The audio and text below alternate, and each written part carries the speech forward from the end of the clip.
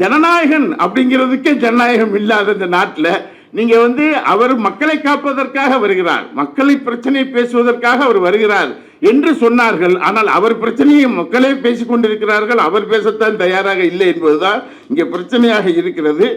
80% பேர் தமிழ்நாட்டில் மதச்சார்பின்னால் கொள்கையை கடைபிடிக்கிறாங்க. 80% பேர் நாளைக்கு தேர்தல் நடந்தா மதச்சார்பற்ற அணி அப்படிங்கிற அணிக்கு 80% பேர் ஓட்டு போட தயாரா இருக்காங்க.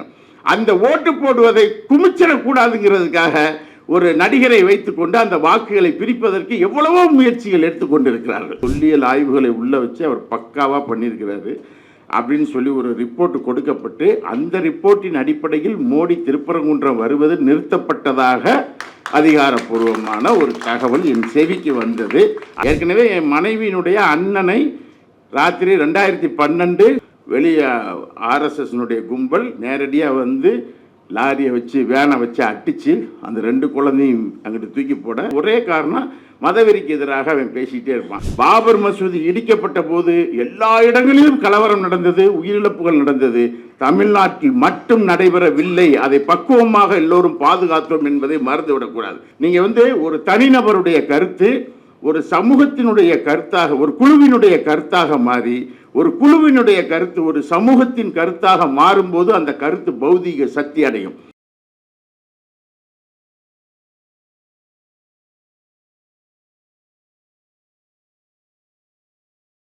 ஒரு மாத காலம் விடிய விடிய, அதாவது எழுதி முடிக்கும் போது கண்ணை கலட்டி சோப்பு போட்டு கழுவலாம் போல தோணுச்சு. அவ்வளவு எரிச்சலும் அவ்வளவு தலைவலியும் உட்கார்ந்து இதை முடிச்சிடணும் அப்படின்னு சொல்லி.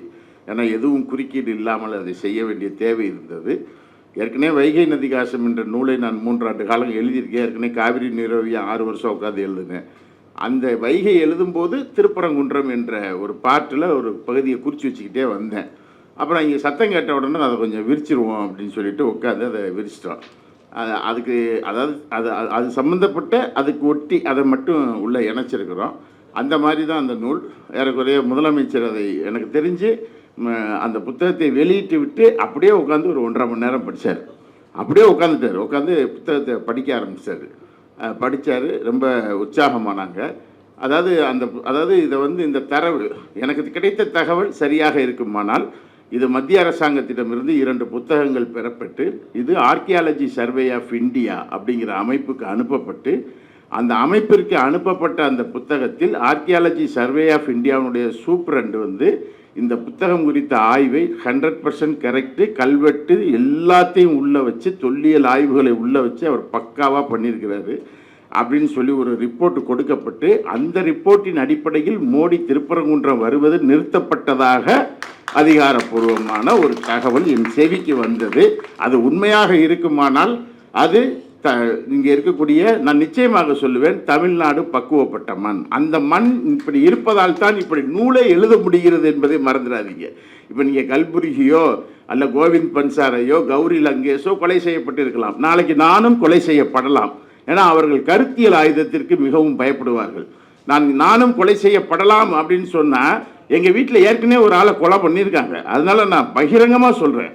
ஏற்கனவே என் மனைவியினுடைய அண்ணனை ராத்திரி 2012 அதிகாலையில் ராத்திரி நியூ இயர் அன்னைக்கு அவன் 2 குழந்தைகள் 5 வயசு 7 வயசு பைக்கில் போய்கிட்டு இருக்கும்போது, நியூ இயர் கொண்டாடிக்கிட்டு போயிட்டு இருக்கும்போது வெளியே ஆர்எஸ்எஸ்னுடைய கும்பல் நேரடியாக லாரியை வச்சு வேனை வச்சு அடித்து அந்த 2 குழந்தையும் அங்கிட்டு தூக்கி போட அவன் போய் சில முட்டை அப்படியே திரும்ப அவன் உயிர் இருக்கும்போதே போஸ்ட் மரத்தில் அவன் சாஞ்சு கிடந்தவொடனே திரும்ப ரிவர்ஸ் எடுத்துகிட்டு போய் அடித்து இன்றைக்கி அந்த 2 குழந்தைகளுக்கும் வயசு 21 கிட்ட மாறிடுச்சு.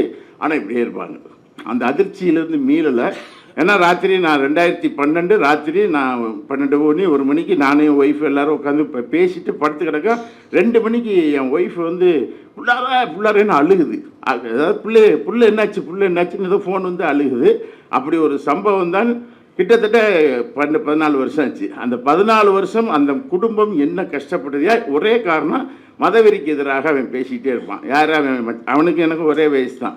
அப்படி பேசிக்கிட்டு இருப்பான். அப்படிப்பட்ட ஒரு சம்பவம் அந்த குடும்பத்தில் நடந்தது. அந்த குடும்பத்தை காப்பாற்றுவதற்கு எடுத்துக்கொண்ட முயற்சிகள் இருக்குல்ல, அந்த வலி வேதனை எனக்கு தெரியும். தனிப்பட்ட இழப்பு மாத்திரம் இல்லை, தனிப்பட்ட இழப்புகள் மாத்திரமல்ல, சமூகம் எனக்கு தெரிஞ்சு அப்படி ஒரு துர்சம்பவம் தமிழ்நாட்டில் எந்த ஒரு குடும்பத்திற்கும் ஏற்பட்டு விடக்கூடாது. அதாவது அதை ஆதரிக்கும் கருத்திற்கு கூட ஒரு இழப்பு என்பது மதவெறியால் இந்த மண்ணில் நடந்து விடக்கூடாது.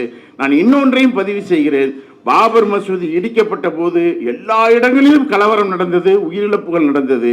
தமிழ்நாட்டில் மட்டும் நடைபெறவில்லை. அதை பக்குவமாக எல்லோரும் பாதுகாத்தோம் என்பதை மறந்துவிடக்கூடாது. மதத்தின் பெயரால் ஒரு கலவரத்தை நடத்தி மனித உயிர்கள் போய்விடக்கூடாது அப்படிங்கிற ஒரு அச்சமும் பதட்டமும் எனக்குள் இருக்கிறது. அதிலிருந்து தான் நான் என்ன செஞ்சேன், இதை எழுதுனேன். நீங்கள் சேவியர் அப்படிங்கிறவன் திருப்பரங்குன்றத்தை பற்றி எப்படி எழுது, அது சங்கிகள் கேள்வியை கேட்டுக்கிட்டு இருப்பாங்க. நீங்கள் என் வீட்டம்மா கூட ட்ராவல் பண்ணி போகும்போது நான் பார்த்துருக்குறேன். இந்த ஒரு கோயில் வந்துருச்சுன்னு சொன்னால் எப்படி இப்படின்னு கும்பிடும். அல்லாங்கனுக்குள்ளே திருநீர் கொடுத்து அப்படி தூக்கி அள்ளி வீசி பூசிக்கிறோம். திருப்பரங்குன்றம் கோயிலுக்கு அடிக்கடி போயிட்டு வரக்கூடிய ஆள் அது. இதெல்லாம் நடந்துக்கிட்டே இருக்கும். அங்கிட்டு பார்த்தோன்னா நான் இருக்கிற வரைக்கும் பைபிள் இருக்கும், நான் இல்லைன்னா எந்த குருவாயிரப்பான்னு ஒரு சத்தம் அந்த பக்கம் கூடி கேட்கும். இது எல்லாம் இருக்கிற மண் குடும்பத்தில் மாத்திரம் இல்லை, எல்லாருமே அப்படி தான் இருக்கிறாங்க. ஆக இதையெல்லாம் வச்சு தான் இந்த நூல் எழுதப்பட்டது. ஒரு முயற்சி. நான் எழுதக்கூடிய எனக்குன்னா நான் எழுத்தாளரும் கிடையாது, ஒன்றும் கிடையாது. இவர்கள் எழுத தூண்டுகிறார்கள். வரலாறு கற்றுறவன், கொஞ்சம் வரலாறு எனக்கு கொஞ்சம் தெரியும். அந்த அடிப்படையில் ஒரு முயற்சி எடுத்திருக்கிறேன். அது தமிழ்நாட்டினுடைய தேவைக்காக. இப்போ எனக்காக நான் ஒரு எழுத்தாளன், எனக்கு எழுத தெரியும் அப்படின்னு நிரூபிக்கிறதுக்கெல்லாம் எனக்கு வேலையே கிடையாது. அதில் எனக்கு இன்ட்ரெஸ்டும் கிடையாது. ஆனால் இன்னைக்கு தமிழ் சமூகத்திற்குள் நேற்று வரை அங்கே நின்றவன் இன்றைக்கு விட்டான், வாசலுக்கு விட்டான், எதிரே நின்று கொண்டிருக்கிறான். என்னை பார்த்து கேள்வி கேட்டுக்கொண்டிருக்கிறான். உயிரோடு இருக்க போகிறாயா, சாக போகிறாயா என்ற கேள்வி எழுப்பும்போது எனக்குள் ஒரு பதட்டம் ஏற்படுகிறது. அந்த பதட்டத்தில் அந்த வலியை வேதனையை அனுபவித்ததுனால நான் இதை எழுதுகிறேன். ஆனால் தமிழ்நாட்டை பொறுத்த மட்டிலும் இந்த மண்ணில் வாழ்கிறோம் என்பதில் ரொம்ப பெருமை அடைய வேண்டும். நீங்கள் ஒரு தனிநபருடைய கருத்து ஒரு சமூகத்தினுடைய கருத்தாக, ஒரு குழுவினுடைய கருத்தாக மாறி, ஒரு குழுவினுடைய கருத்து ஒரு சமூகத்தின் கருத்தாக மாறும்போது அந்த கருத்து பௌதீக சக்தி அடையும். அப்படிப்பட்ட ஒரு மகத்தான கருத்துக்களை இந்த மண்ணிலே விதைத்தவர் தந்தை பெரியார்.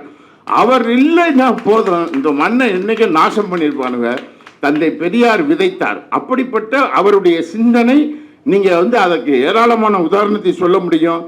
தந்தை பெரியார் என்றால் அவர் ஒரு புத்தகம். நீங்கள் அண்ணா என்றால், அறிஞர் அண்ணா என்றால் அவர் ஒரு நூலகம். ஆனால் கலைஞர் என்றால் இந்த இரண்டுக்குமான செயலகம். ஆனால் முத்துவேல் கருணாநிதி ஸ்டாலின் என்றால் அவர் சீவகம் என்று சொல்வேன். தமிழிலே சீவகம் என்ற ஒரு வார்த்தை இருக்கிறது. இந்த மூன்றுமாக வாழக்கூடிய ஒரு நபர். இந்த மூன்றுமாக இன்றைக்கு அவர் செயலமாகவும் மாறிவிட்டார். அப்படிப்பட்ட ஒரு தமிழ்நாட்டை மதவெறியர்களிடமிருந்து மதச்சார்பின்மை காப்பதற்காக, மக்கள் ஒற்றுமை காப்பதற்காக பெரும் போராட்டத்தை நடத்தி கொண்டிருக்கிறோம். அதில் முதலமைச்சரிலிருந்து கடைகோடி தொண்டன் வரைக்கும், கடைகோடி மக்கள் வரைக்கும் இந்த மண்ணை நேசிக்கக்கூடியவர்கள் அனைவரும் போராட வேண்டும். கிட்டத்தட்ட நான் ஒரு அரசியல் ஆய்வு மேற்கொள்ளக்கூடியவன். 80% பேர் தமிழ்நாட்டில் மதச்சார்பின் கொள்கையை கடைபிடிக்கிறாங்க. 80% பேர் நாளைக்கு தேர்தல் நடந்தா மதச்சார்பற்ற அணி அப்படிங்கிற அணிக்கு 80% பேர் ஓட்டு போட தயாரா இருக்காங்க. அந்த ஓட்டு போடுவதை குமிச்சிடக்கூடாதுங்கிறதுக்காக ஒரு நடிகரை வைத்துக்கொண்டு அந்த வாக்குகளை பிரிப்பதற்கு எவ்வளவோ முயற்சிகள் எடுத்துக்கொண்டிருக்கிறார்கள். அதுக்கு முக்கியமான காரணம் அதுதான். இந்த செக்குலர் ஓட்டு என்ன செஞ்சிடக்கூடாது, கன்சால்ட்ரேட் ஆகிடக்கூடாது. அது பிரியணுங்கிற ஒரு முயற்சியில் தான் இவ்வளவு நாடகமும் நடந்து கொண்டிருக்கிறது. அதை ஜனநாயகன் அப்படிங்கிற ஒரு மேட்டரை நீங்கள் எடுத்தீங்கன்னா, ஜனநாயகன் அப்படிங்கிறதுக்கே ஜனநாயகம் இல்லாத இந்த நாட்டில் நீங்கள் அவர் மக்களை காப்பதற்காக வருகிறார், மக்களை பிரச்சனையை பேசுவதற்காக அவர் வருகிறார் என்று சொன்னார்கள். ஆனால் அவர் பிரச்சனையை மக்களே பேசிக்கொண்டிருக்கிறார்கள், அவர் பேசத்தான் தயாராக இல்லை என்பதுதான் இங்கே பிரச்சனையாக இருக்கிறது. ஆகவே நான் என்ன சொல்ல வர்றேன்னா, இந்த நூல் என்பது அதாவது ஒரு முயற்சி, ஒரு உழைப்பை செலுத்தினா தானே பண்ண முடியும். ஆனால் எந்த ஒரு நூலும் அது வாசிக்கப்பட வேண்டும். நாம் புத்தகத்தை வாங்குவோம், ஆனால் வாங்கி கொண்டு போய் என்ன செஞ்சுக்கிடுவோம், வீட்டில் வச்சுக்கிடுவோம். புத்தகங்களுக்கு நாம் செய்யக்கூடிய மிகப்பெரிய வன்முறை என்னென்னா அதை படிக்காமல் வச்சிருக்கிறது தான். ஆனால் என்கிட்ட ஒரு புத்தகம் வந்ததுன்னா 1 நாளோ 2 நாளோ நான் அப்படி கடற்கடன்னு வாசித்து முடிச்சிடுவேன். அப்படி ஆனால் 20,000 புத்தகம் என் வாழ்க்கையில் நான் வாசித்தது இல்லை என்பதை சத்தியம் சத்தியம் சத்தியம் என்று நான் சொல்கிறேன். எனக்கு வயசு 60 ஆக போகுது. நான் 35 வருஷம் 40 வருஷமாக படிக்கிறேன். ஆனால் நான் 20,000 புத்தகத்தை படிக்கவில்லை என்பதை தன்னடக்கத்தோடு நான் தெரிவித்துக் கொள்ள கடமைப்பட்டு இருக்கிறேன். அப்படிலாம் டுப்புக்காரில் அடிச்சுட்டு போக முடியாது, அப்படி அவனும் படிக்கவும் முடியாது. அது என்ன எந்திர ரஜினியா இப்படி செஞ்சுட்டு போகிறதுக்கு? அதுக்கு வாய்ப்பும் இல்லை. அதனால் வந்திருக்கக்கூடியவர்கள் அந்த நூலை வாங்குங்கள். சந்தோஷமான ஒரு விஷயத்தை பகிர்கிறேன். 1,12,000 பிரதிகளுக்கான முன்பதிவு இந்த நூலுக்கு தமிழ்நாடு முழுவதும் ஆகியிருக்கிறது. கிட்டத்தட்ட 1,12,000 என் கையில் லிஸ்ட் இருந்ததுன்னா இப்போ யாருன்னு வாய்ச்சிருவேன். அப்போ அந்த அளவுக்கு இது என்ன செய்யிருக்கு, முன்பதிவு ஆகிருக்கு. ஏன்னா அப்படிப்பட்ட பிரச்சனை. நான் பிரச்சனையை பேசவில்லை, அதை ராஜான்னு எல்லாருமே சொல்லிட்டாங்க.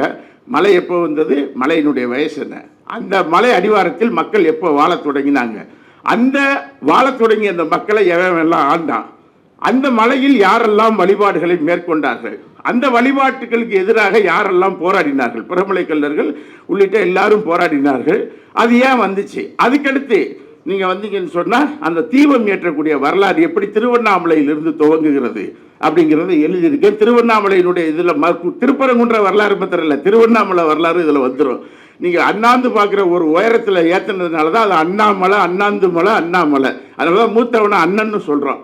இந்த மாதிரியான வரலாறுகளில் இருந்து கார்த்திகை தீபம் ஏற்ற வரலாறாக இருக்கட்டும், இந்து சமயத்துடைய வரலாறாக இருக்கட்டும், எல்லா வரலாறுகளையும் தொகுத்து இதை இந்த முன்னாடி என்ன செஞ்சுருக்கேன், கொடுத்துருக்குறோம். நீங்கள் தயவு செய்து படிக்க வேண்டும், அதை பரப்ப வேண்டும். இதற்கு இடையிலேயே ஃப்ரண்ட்லைன் பத்திரிகையினுடைய முன்னாள் எடிட்டர் விஜயசங்கர், தெரியும் உங்களுக்கு, பத்திரிகையாளர் விஜயசங்கர், அவர் படிச்சுட்டு பயங்கரமாக குதிக்க ஆரம்பித்தார். இதாங்க புத்தகம், இதாங்க புத்தகம், இதை ஆங்கிலத்தில் மொழிபெயர்க்கணும் அப்படின்னு சொன்னார். நீங்களே மொழிபெயர்க்கணும்னு சொன்னால் அவரே மொழிபெயர்க்கிற வேலையை ஆரம்பித்து 6 அத்தியாயம் முடிச்சிட்டேன்னு அது ஃபோன் பண்ணார். அதற்கிடையில் அக்கா மாண்புமிகு கனிமொழி அவர்களை பார்த்தோம். டெல்லியில் இந்த புத்தகத்தை, ஆங்கிலத்தில் மொழிபெயர்க்கப்பட்ட புத்தகத்தை டெல்லியில் வச்சு அன்னை ராசா போன்றவர்கள் எல்லாம் அதை டெல்லியில் வெளியிட்டு உடனடியாக மோடியின் கையில் ஒரு புத்தகத்தை இதை கொடுத்து விடுவோம் என்ற முடிவுக்கு வந்திருக்கிறோம். ஆங்கிலத்தில் மொழிபெயர்க்கும் பணியும் துவங்கிவிட்டது. அநேகமாக பிப்ரவரி கடைசி மார்ச் முதல் வாரத்தில் இந்த புத்தகம் டெல்லியில் வெளியிடப்பட இருக்கிறது என்ற மகிழ்வான செய்தியையும் சொல்கிறோம். அனைவரும் வாங்குங்க, படியுங்க. இங்கே வந்ததுக்கு ரொம்ப நன்றி. இந்த நூலுக்கு இவ்வளவு தூரம் பெரியவர்கள் இங்கே வந்திருந்து அதற்கு விமர்சனத்தை சொன்னதற்கு நன்றி. டாக்டர் எழிலனுக்கு, ஜவஹர்லால் ஐயா அவர்களுக்கு, அதே போல் ராசா அண்ணா அவர்களுக்கு, அருள்மொழி அவர்களுக்கு, செந்தில்வேல் அவர்களுக்கு அனைவருக்கும் நெஞ்சார்ந்த நன்றி. பவித்ராவுக்கு நன்றி, அன்பு வசந்திக்கு நன்றி. எத்திராஜி கல்லூரி அந்த அம்மா என்னை விட மோசமாக தூங்காமல் கிடந்தாங்க. அதாவது இவன் எப்போ ஃபோன் பண்ணுவேன் அப்படின்னு பதட்டத்திலே இருப்பாங்க அந்த அம்மா. திடீர்னு ஃபோன் அடித்து டிரான்ஸ்லேட்டர் உடனே நடந்துக்கிட்டே இருக்கும். ஏன்னா ஒரு மாதத்துக்குள்ள சுட கொடுக்கணும்ல. ஜிஆர் சுவாமிநாதனுக்கு நன்றி. ஏன்னா இந்த புத்தகத்தை எழுதுறதுக்கு அவர் தான் ஒரு தூண்டுகோலாக இருந்தார்.